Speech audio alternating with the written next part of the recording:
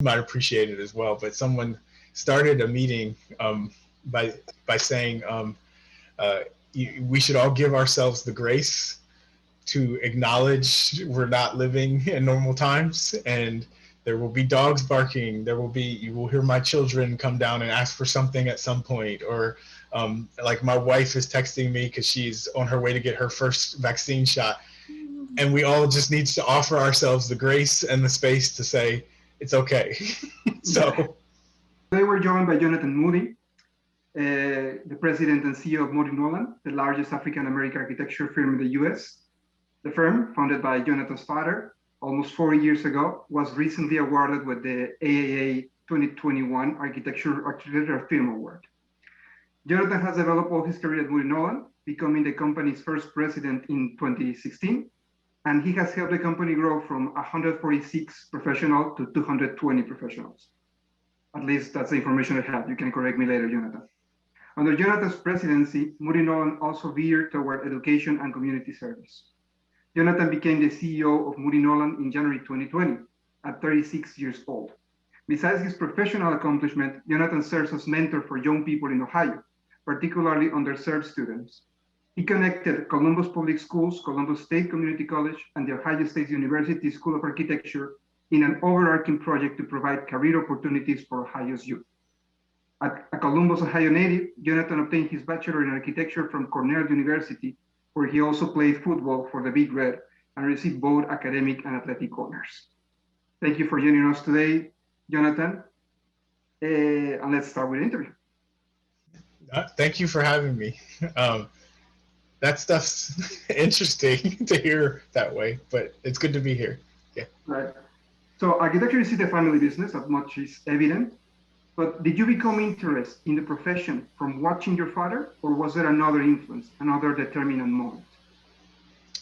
Honestly, I was not. I don't know that I could tell you, I'm sure. I think that's one of the things that is a part of the discussion that's meaningful in the profession right now. Is, what does the pipeline look like, and how do people get into the profession? How did you get interested? And there's a statistic that, I know, I can't remember where I found it, but something like over 90% of all current architects had met an architect by the time that they were in middle school or high school. So the interesting part about that is I don't know that I can personally say, was it just because I was around it? But I was definitely exposed to it, and honestly exposed to it in a different way that, most of my peers or, other professionals wouldn't have. In that I'll say I had a clear model with my father for what success looked like, what success could be. Whereas for him, he was kind of, alone. And he would always talk about how, basically every time he told someone he was interested in architecture, there would be a reaction, and reaction is broad, and a broad statement, and that's intentional, because sometimes the reaction, depending on who was giving the reaction, was mostly centered around the idea of, I don't know anybody else like you who's done that before. So why should I believe that you are going to be successful?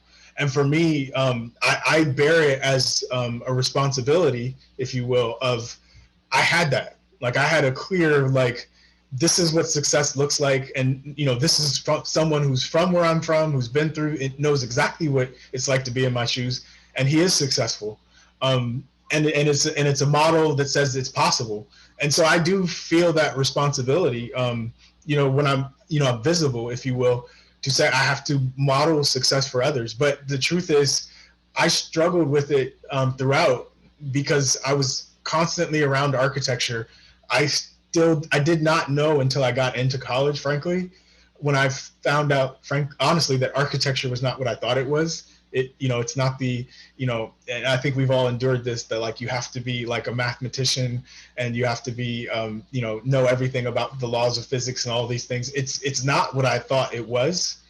And that turned out to be a good thing, but I was not sure of that growing up. Wow. Right. And when did you become aware of the immense importance of Moody-Nolan's work, your father's work? Uh, Honestly, it was college, but it was not necessarily because of the work, and it was more of they call it the example. I've been reflecting a lot this last year on a book that actually mentions Moya design, and it was Melvin Mitchell's. Melvin Mitchell put out a book February of last year, and he talked about like call it diversity of firms and all these things. But he identified Moody-Nolan as a unicorn in the profession as something that's rare and doesn't truly happen. I didn't fully appreciate how rare that was until I first started to meet that resistance, which was in college, which was telling people, say, hey, I'm interested in this or I'm interested in that. And I started to begin to get the reactions of, but you can't do that, right? And nobody does that. So why should you be different? And I was kind of like, but that's not true. I'd known that said, so for example, like when I said, hey, I don't know if I'll be successful, but I want to play football. I want to try. I like football and I like architecture. And they're like, no, you have to choose. You can either be an architect or you can be a football player, but you can't be both. And I'm like, but my dad played basketball while he was at Ohio State. Why not? Or even the like, hey, there's just a whole firm and professional culture. I mean, and I don't think it's attributed to any singular thing.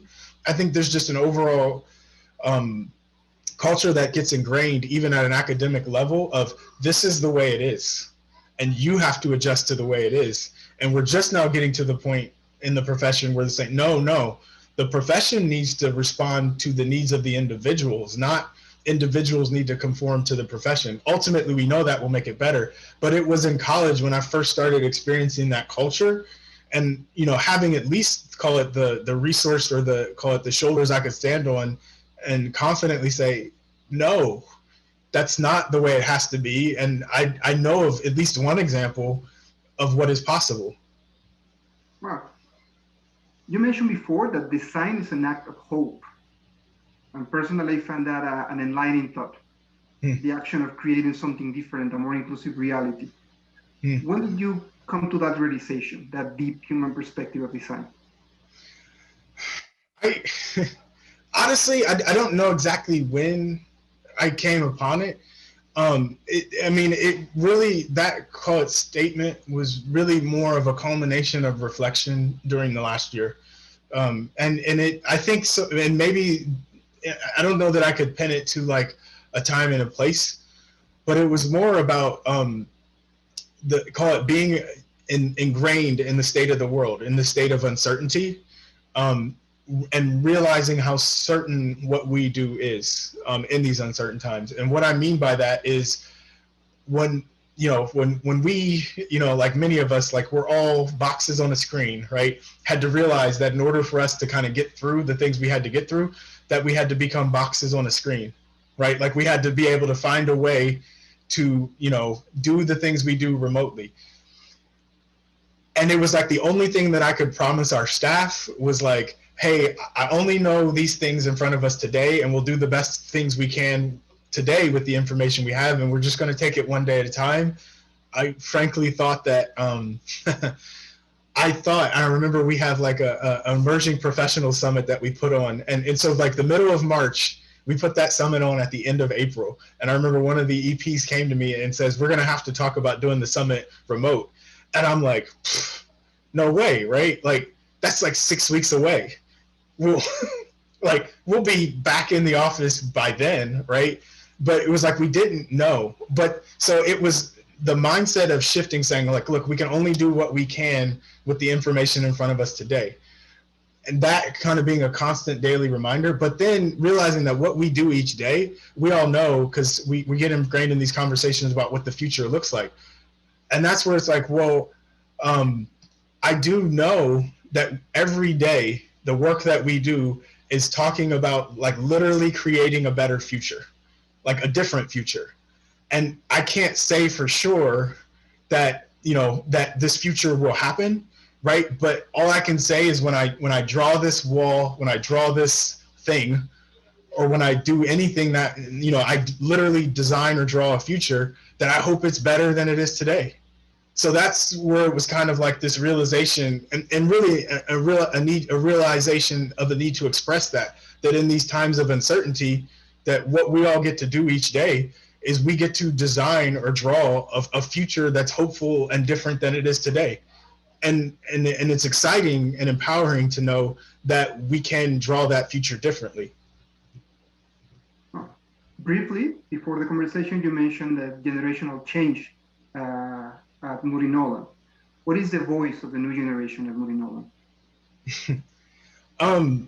I think part of the voice, so is and it's been in transition, right? And what I've had to do a lot this last year, is be honest with people, because people honestly come to me with this question that I think they're looking for a comfortable response, and comfortable meaning, they have a tendency to say, hey, they want me and my dad to talk, and they turn to him and they say, hey, you had to go through all of these things, and that was really hard.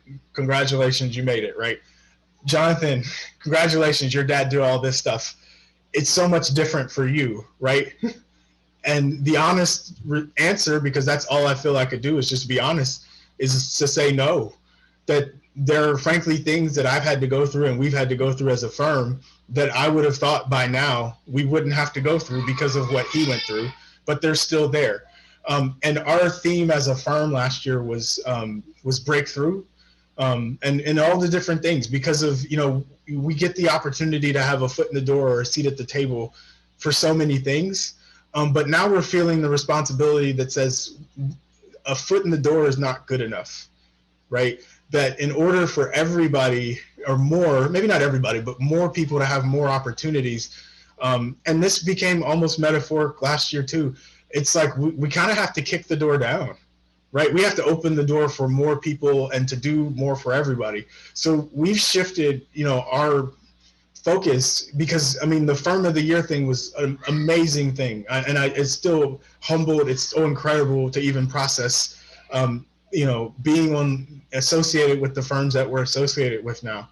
But we also recognize that there's a responsibility that comes with that says we can't be alone. There have to be more people that come behind us and do it. And we have this responsibility. We said our shift in message is not just to break through, but we have to be that change that people are expecting. And we have to be a model and example that everybody, hopes to see, so that others can do it as well. How are you doing it? How are you tackling that? It's complex. A big part of it is just a simple matter of acknowledging the things that have made us successful over these years that we thought were just kind of ordinary, if you will. And we're learning we're not ordinary. We very much built a practice that says we're intentionally diverse by design. And part of that is out of obligation. Is the projects we do, the communities that we serve, they're all completely diverse. And if we really want to, we intentionally had to position our thinking, our mindset, our people, our culture around saying, if we're going to be best service we can for those communities, we have to be better positioned and aware to understand what those communities are going through and what they're doing. So that's been always a part of who we are. So now our challenge is, how do we take that to the next level? How do we continue to do that, but challenge ourselves even further? And also, again, I'll be full candor. There was some challenge from our staff of whether or not we're doing enough and how could we do more and shouldn't we be doing more? And for me, that was a moment of stepping back and not taking the criticism personally and realizing that there was a broader criticism of the profession and an equal responsibility, so I'm just going to throw this out there so that we can, I'll be direct about it. Talking about the issue of race in the profession, right? It's like at some point we have to get this out here and talk about it. And just like, say, issues around maybe, say, gender or socioeconomic support from the profession, why should there not be a policy that says we are supporting you no matter what your background is, no matter where you're coming from? And if these things happen, not necessarily at a firm, but in the profession, that this is what you should do. So it was kind of saying, hey, we have to continue to go even further to be absolutely certain that everybody who works for us, everybody we come into contact, both clients, community, us, that they feel fully and completely supported. And that if they're not feeling supported, that they have the tools to know how to support themselves. And that was kind of yeah, we can do better. But it's not a we Moody-Nolan, it's a we all as an industry and a profession can do better. Excellent. And tying this to sustainability, right? Because it's a big part of equity and opportunities. What's the outlook on this? What is Moody-Nolan doing specifically to integrate these sustainability designs and with the work in the community? So a big part of it is continuing the conversations we've been having. And I think there's a book that I was reflecting on maybe a month ago called The 10 Lessons of the Pandemic. And one of them was talking about, again, even how we started this conversation around grace, right? And the space to, forgive yourself and allow yourself to be what you need to be. We have been culturally talking about work-life integration and what it means. And there used to be, I'll say in a more sustainable time, and that's kind of vague, but in farm culture, right, there was no difference between, who you were at work, who you were at home, who you are with family. It was kind of one continuous thing. And I think we've been talking about the cultural need to get back there, but also just the need from a climate standpoint. And it feeds into all these things that we've continued to talk about around the idea of what a mixed use holistic community means, and also a connection to the environment. So saying, hey, and some of it relates to zoning, some of it relates to project type, some of it relates to just organization, but there's a clear understanding of and what we've said, and we know we need to push further around what is a mixed use community that says, I work, I live, I play, I engage with the environment, and that those environments are more, call it, focused and concentrated in areas that are closer to urban epicenters, because we know, when it gets to conversations around what those things lead to from an equity standpoint, from an energy consumption standpoint, from even, when you think about how those buildings are designed from a carbon standpoint, that it's better. And that if we don't do it, right, there are portions of the population that get hit harder by that. So there's an intentional need to say some of these ideas that, we're a little bit unsure of, or we're a little bit uncertain, or, there may be a developer or a client who's not ready yet. It is now the time that says we should be pushing this, because we know we have call it an obligation of stewardship or responsibility to make it happen. And frankly, we're starting to get to, we're not starting, we are at a point. I think this is a critical year. If we don't do it this year, or at least establish enough momentum this year where all of these things are aligned in terms of how the world has changed and how people are perceiving what we do in regard to the environment, it'll be too late. Arguably, it already is too late. But I think part of our mindset is this year more than ever, we have to outwardly express in our work, in the things that we do, that this is important to the world. Right. Looking forward, what sustainability innovations, not necessarily technology, do you envision are going to be very important in design and architecture? Yeah, I think we're part of the, you said not necessarily technology, but I do think two things. I do think that there's a layer of, and you can look at, say, the price of wood right now, right, and the construction industry's response to it, that there's going to need to be something that changes that allows us to be better there. Because for me, it's a very fascinating thing to be having conversations, call it on the East and West Coast, about wood frame construction, because in the Midwest, it's like that's all we ever do in mixed use developments, is like these wood frame buildings that are only 5 stories high. But I think I think there is a need to help us to get past the price challenges that come along with it, to push projects over the edge. But I also think my hope, and I have to leave it at hope, is a are policy innovations, because I think that there's like, I mean, as much as we love to believe in the power of design, there are many more powerful individuals who say, hey, I write the policy that says I don't care how innovative and sustainable you want to be, you have to use this product or you have to use this. And so I think policy innovations that give us the platform, the courage, the strength to demand, I think are needed. I'm hoping, I haven't read through the infrastructure bill yesterday, right? But I'm hoping that that can come, but I don't know that I can say that. In your opinion, what would be the most pressing innovations policy-wise? I think just a flat out, the most pressing things would be a flat out position. I'm afraid that we are basically allowed to be intentional about talking about the climate. Because I mean, it's sad because I remember being in Virginia Beach when they said you can literally trace the reduction of real estate from the city is literally sinking into the ocean a little bit every year, and you can literally trace you can literally trace the loss of real estate every year, and you're talking like beachfront real estate. So you think it would get people's attention, but at a state level, you're not allowed to use the words climate or sustainability when you're talking about policy or legislation. So I mean, sadly, and I say this as like a legitimate, this is sad, the first thing has to be getting to a point where everybody's even able and willing from a policy standpoint to talk about it.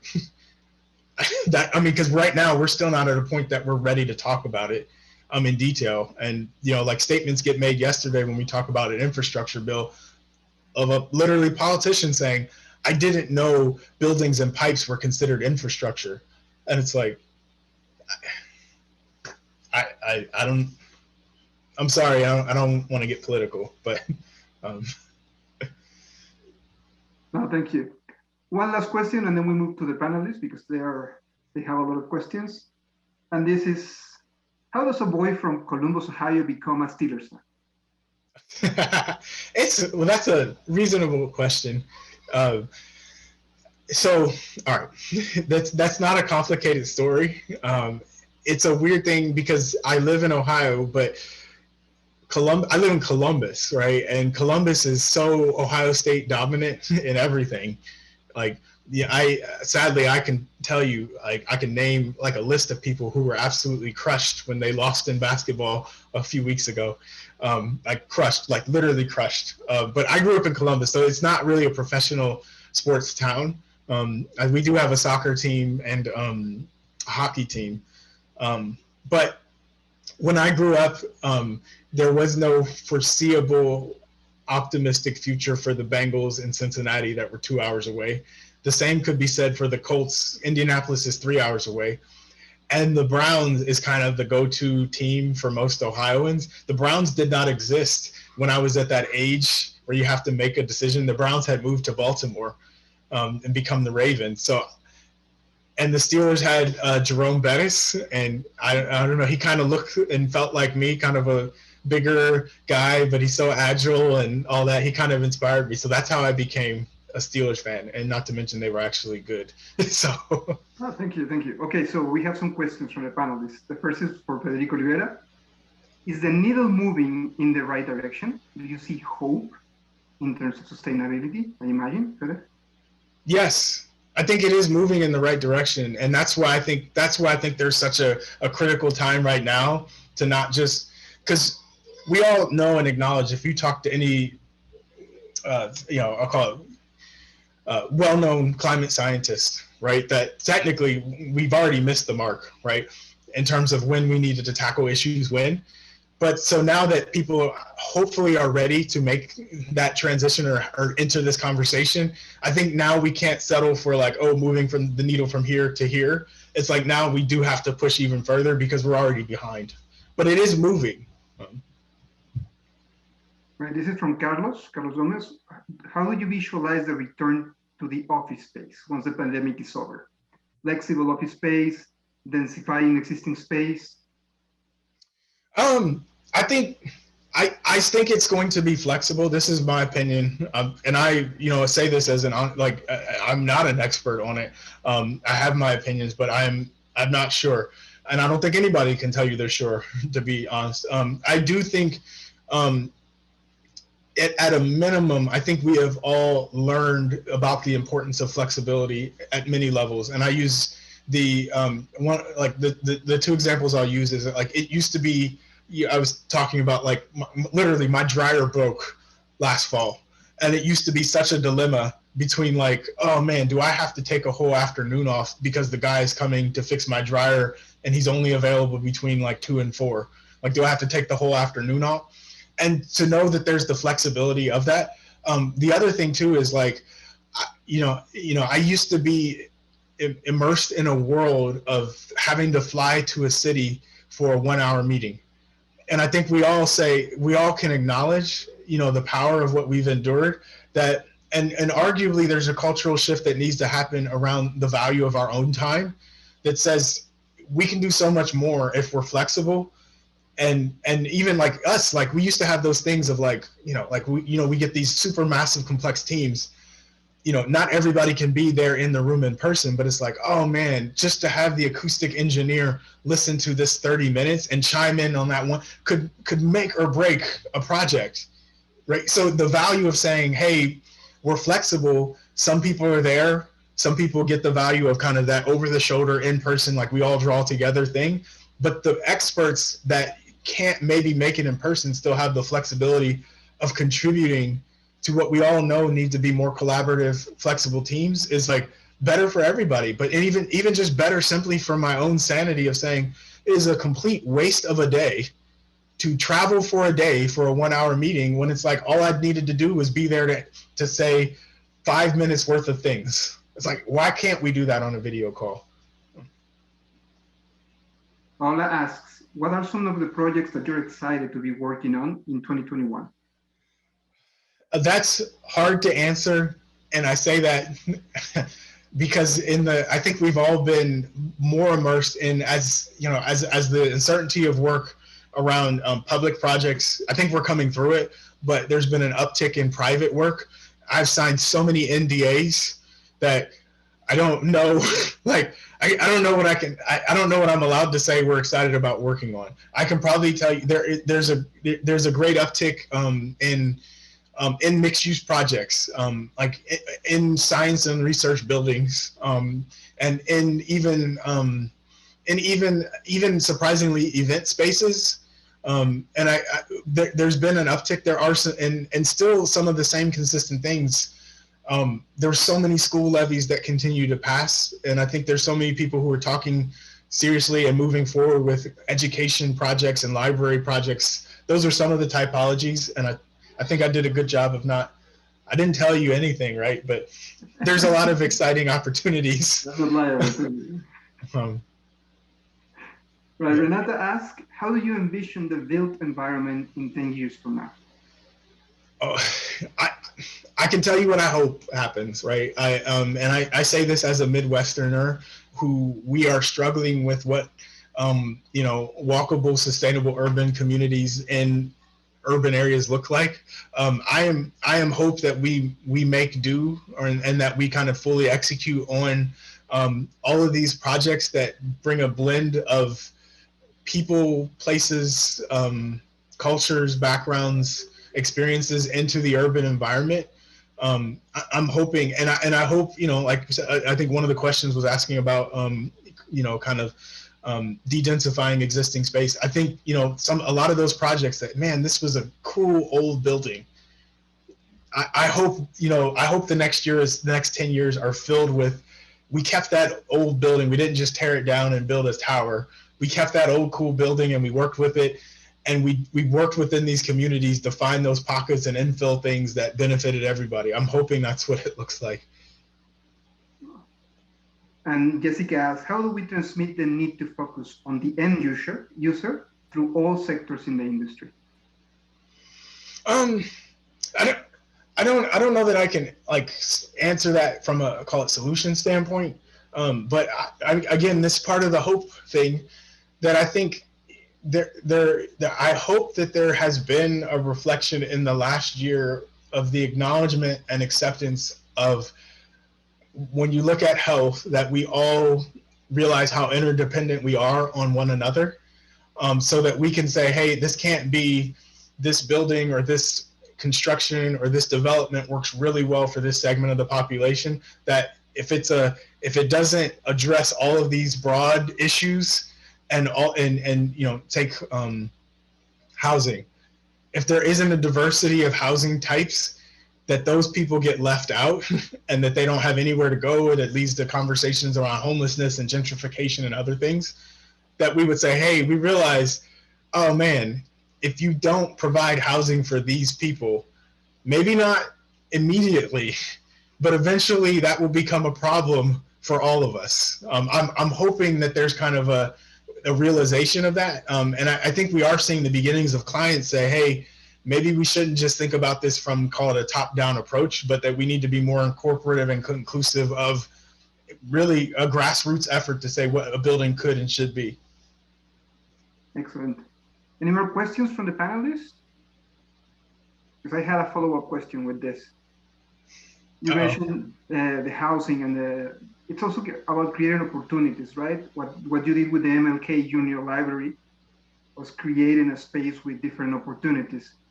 And this ties together with the multi-uses that you mentioned and the housing opportunities. Could you develop all of this? Wait, sorry, what was the? Could you elaborate a little bit on this? The lot you said, the Martin Luther King Library, but the video part, I want to make sure I understand. Yeah, like you mentioned right now in Jessica's answer, that the end user needs more opportunities, that we need to provide for a diversity. And it also includes providing opportunities, not only housing, but spaces where people can go and, for example, take advantages, right? Yeah. Yes. So I'll give you two from that library that are kind of things that I can, I could probably do three. I'm gonna do three, but there's many. Like literally like a month ago, I called the cable company in a panic because our internet went down for like an hour, and I realized how privileged I am to say, oh, I've had a stable and reliable internet connection for over a year, and that hour outage when we could not do school, my wife could not work, I could not work, my daughter, she didn't have, and it was like realize how dependent we were, and kind of thinking further through, like, if you don't have access to the internet, like, how do you find a job, or how do you find any of these things? And you realize that like a public building, like a library, just in terms of the simple act of providing internet access in a computer space where someone could look for a job, how critical it is to those who have nothing, right? Who's like, and I think you may or may not have seen like the images of kids who are sitting outside of like a Starbucks on a phone, but it's like, some of these buildings create those resources and opportunities. In Ohio, there's a big focus on third grade reading and kindergarten readiness, and also the lack of access to childcare. And those things are all intertwined, and I can tell you a whole other subject, we can go tangent, about the intersection between what third grade reading means and the projections of for-profit prisons, that basically they project the need for prisons based on third grade reading scores. It's kind of ridiculous, but it's true.